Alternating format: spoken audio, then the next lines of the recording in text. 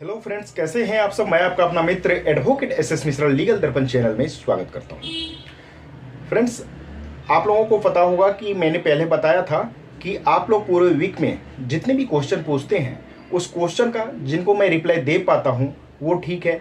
अब जिनका मैं रिप्लाई नहीं दे पाता हूं, बिजी शेड्यूल के कारण काम का ज़्यादा प्रेशर रहता है, जिसके कारण से मैं आप लोगों को आपके क्वेश्चन का जिनका मैं जवाब नहीं दे पाता हूँ, उसके लिए मैंने संडे को एक क्वेश्चन आंसर का सेशन चलाया, जिसमें कि आप लोगों के जितने भी क्वेश्चन रहते हैं पूरे सप्ताह के उसका जवाब मैं वीडियो के माध्यम से देता हूं।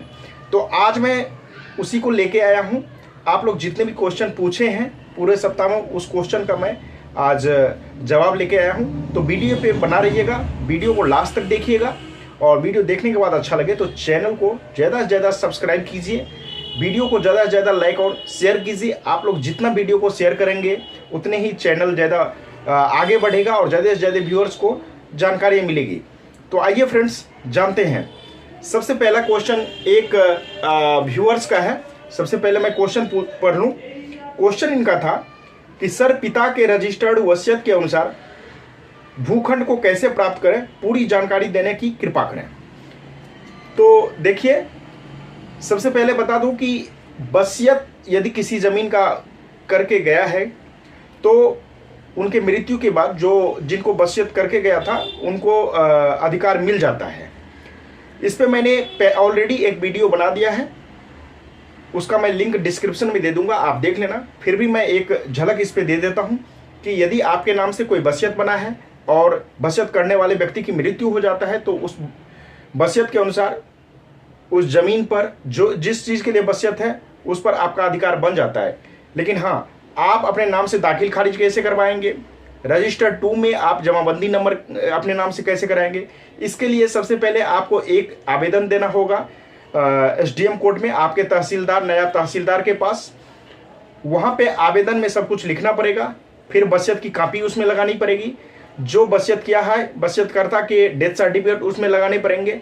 और ये डिटेल देने के बाद जो तहसीलदार, नायब तहसीलदार आपके यहाँ बैठते होंगे वो क्या करेंगे, एक नोटिस जारी करेंगे, जिस नोटिस में सारा कुछ मेंशन करके बताएंगे कि यदि किसी को आपत्ति है इस वसीयत से तो वो अपना यहाँ पे ऑब्जेक्शन डालें। यदि कोई व्यक्ति ऑब्जेक्शन डालता है तो आपको फिर सिविल कोर्ट में जाना पड़ेगा। यदि कोई व्यक्ति वसीयत के लिए ऑब्जेक्शन नहीं डालता है तो फिर वो ऑर्डर कर देंगे, फिर आप अपने अंचल आएंगे, वहाँ से आप कर्मचारी को देंगे, कर्मचारी आपके नाम से दाखिल खारिज कर देगा। तो ये कुछ प्रोसेस है इसका, आप वीडियो देख लेना। मैं नेक्स्ट क्वेश्चन पे चलते हैं। नेक्स्ट क्वेश्चन एक व्यूअर्स का है। इन्होंने लिखे हैं कि सर, इमूवेबल प्रॉपर्टी से रिलेटेड मुकदमे होते हैं, उन्हें समझा दीजिए। तो देखिए, जो भी प्रॉपर्टी है, सिविल का जो सूट होता है प्रॉपर्टी से रिलेटेड, वो मोस्टली इमूवेबल प्रॉपर्टी का ही होता है। इमूवेबल प्रॉपर्टी, जैसा कि मैंने वीडियो में बताया था कि वो प्रॉपर्टी होते हैं जिसको एक जगह से दूसरे जगह नहीं ले जाया जाता। जैसे कि लैंड हुआ, हमारा बिल्डिंग हुआ, तो इसको एक जगह से दूसरे जगह हम नहीं ले जा सकते, ये ऐसे संपत्ति है। तो इस पे कौन से सूट होगा, इस पे चाहे तो हम अपना ये टाइटल साबित करना चाहते हैं तो टाइटल सूट करते हैं। यदि कोई ज़मीन हमारा पोजीशन में ले लिया है, ज़मीन हमारा है, उसने कब्जा कर लिया तो हम suit for position and eviction डालते हैं, ठीक है। यदि हम किसी के ज़मीन पे 12 साल तक लगातार निजी ज़मीन पे कब्जा करके बैठे हैं और वो लगातार कब्जा कर रहे हैं, शांतिपूर्ण कब्जा है, तो हम, और उसके बाद वह व्यक्ति हम पे आता है कि ज़मीन खाली करो, तो हम एडवांस पोजीशन कार्ड डालते हैं, ज़मीन पे स्टे लेते हैं। तो इसी तरह के सूट जो है इमूवेबल प्रॉपर्टी से रिलेटेड डाला जाता है कोर्ट में। आइए नेक्स्ट क्वेश्चन लेते हैं। नेक्स्ट क्वेश्चन है कि सर, मेरा केस सही से जाँच नहीं किया और मेरे पति और मेरे परिवार के खिलाफ मामला दर्ज है, क्या करें। देखिए, आपका केस सही से जांच नहीं किया, आपको लगता है कि कोर्ट में गलत चार्जशीट फाइल कर दिया है आईओ ने, इन्वेस्टिगेटिंग ऑफिसर ने, तो आप प्रोटेस्ट पेटिशन कोर्ट में फाइल करें। प्रोटेस्ट पेटिशन उसी कोर्ट में फाइल होगा जिस कोर्ट में आपका मामला चल रहा है, जिस कोर्ट में चार्जशीट फाइल किया है, जिस मजिस्ट्रेट ने आपका चार्जशीट देखा है और उनके यहाँ प्रोसीडिंग चल रहा है।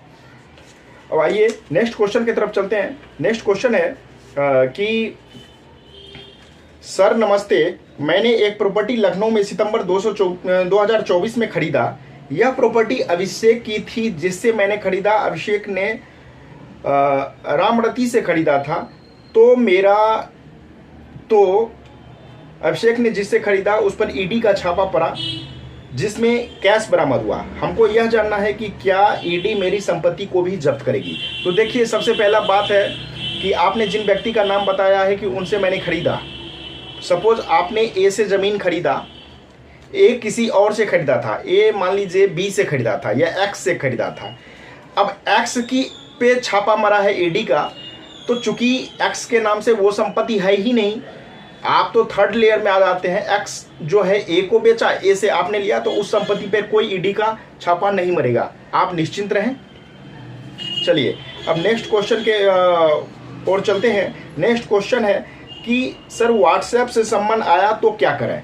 देखिए, व्हाट्सएप से सम्मन आया या फिर मेल से, ईमेल पे के थ्रू सम्मन आया, किसी भी प्रकार से यदि सम्मन आपको मिलता है तो वो सम्मन आप देखते हैं, उसको पढ़ते हैं, तो ग्रीन टिक जैसे ही हो जाता है व्हाट्सएप पे, तो आपका सम्मन जो है वो सर्विस माना जाता है। और उसके बाद यदि आप कोर्ट नहीं जाते हैं तो आपके खिलाफ एक्स पार्टी एविडेंस हो जाएगा, सॉरी एक्स पार्टी हो जाएगा केस। तो इसीलिए व्हाट्सएप पे यदि सम्मन मिले तो आपको कोर्ट जाना चाहिए, नहीं तो वो सर्विस माना जाएगा। जिस किसी ने सूट डाला है वो एक पक्ष आदेश उनके फेवर में हो जाएगा, वो एक पक्ष आदेश ले लेंगे।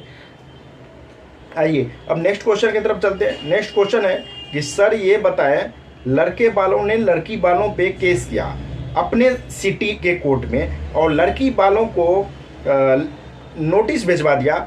अब केस ट्रांसफर लड़की वाले किस स्टेज पर कराएं, अपने सिटी में सम्मन मिलने के बाद या सम्मन मिलने से पहले। तो देखिए, जब लड़के वाले ने लड़की वालों पे केस किया अपने सिटी में, उसका ज्ञान नॉलेज आपको कब मिला। नॉलेज तो आपको तभी मिलेगा ना कि जब आपको सम्मन मिलेगा। वैसे आपको किसी ने बोला होगा या किसी ने कहा होगा कि आप पे केस किया है लड़के वालों ने, वो अलग बात है। लेकिन यदि लीगली देखा जाए तो लीगली हमें कब जानकारियां मिलती है, जब कोर्ट से हमें कोई सम्मन मिलता है। तो ऑब्वियसली है, जब आपको कोर्ट से सम्मन मिलेगा तो आप कोर्ट में जाना और उसका जो भी केस है उसका अपना डिफेंस करना, और उसके बाद जो है आप ट्रांसफ़र पिटीशन लगा देना। अब ट्रांसफ़र पिटीशन यदि स्टेट टू स्टेट कराना हो तो आप स्टेट के हाई कोर्ट में लगा देना, या एक स्टेट से दूसरे स्टेट में यदि केस को ट्रांसफ़र कराना हो तो सुप्रीम कोर्ट में ट्रांसफ़र पिटीशन डाल देना, और फिर आपका केस देखा जाएगा कि क्या मामला है, क्या वो है, फिर उसके बाद जो है केस ट्रांसफ़र किया जाएगा।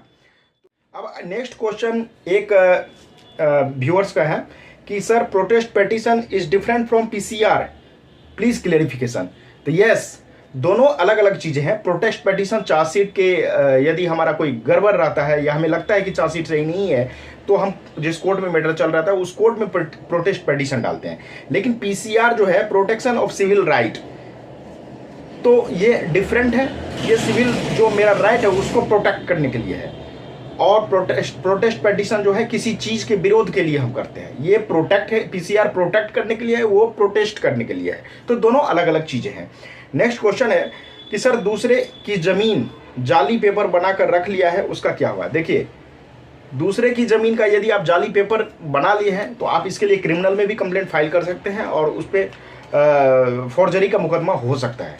फॉर्जरी का मुकदमा होगा, उसको जेल हो जाएगा, तो आप क्रिमिनल में भी कर सकते हैं।